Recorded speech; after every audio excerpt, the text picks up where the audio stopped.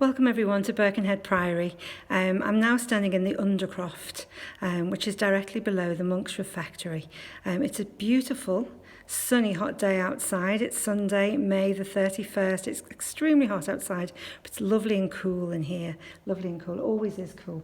So this was the room where they stored meat and animals, understandably, and farm tools, anything really. It was a space for storage. It's absolutely beautiful. A lot of work was put into it considering its use was so menial, but it has beautiful stone vaulted ceilings.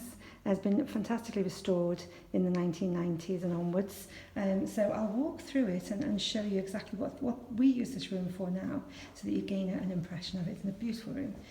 We use it as a very small shop. That's developing at the moment, and it's also a museum.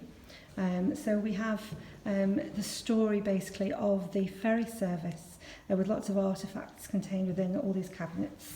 And the ferry service began in 1150. The monks operated a free ferry service from 1150, twice a day, for nearly 200 years. And then from then on, they began to charge after a charter from King Edward II, and they charged right through until the dissolution of the monasteries.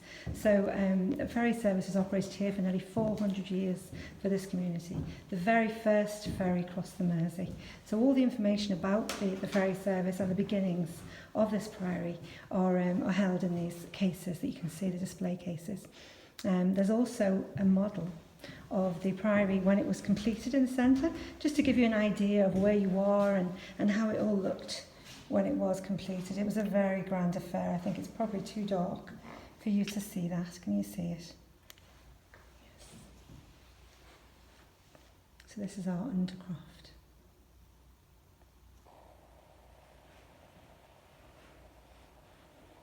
Directly above the Undercroft is the Monk's Refectory.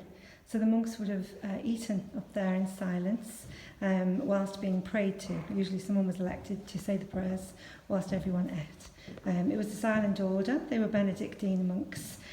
Called them the Black Monks as they wore black cloaks.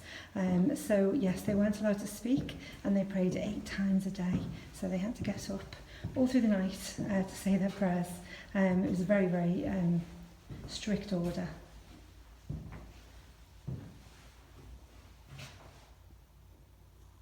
So we hope you've enjoyed your glimpse at our Undercroft, because we didn't want people to miss out. You know, the fact that we're closed at the moment, we wanted to make sure that everyone still had a chance to see this amazing 12th century priory that we have right on our doorstep here. So we hope you've enjoyed your view of our Undercroft area. Thank you. Have a lovely day.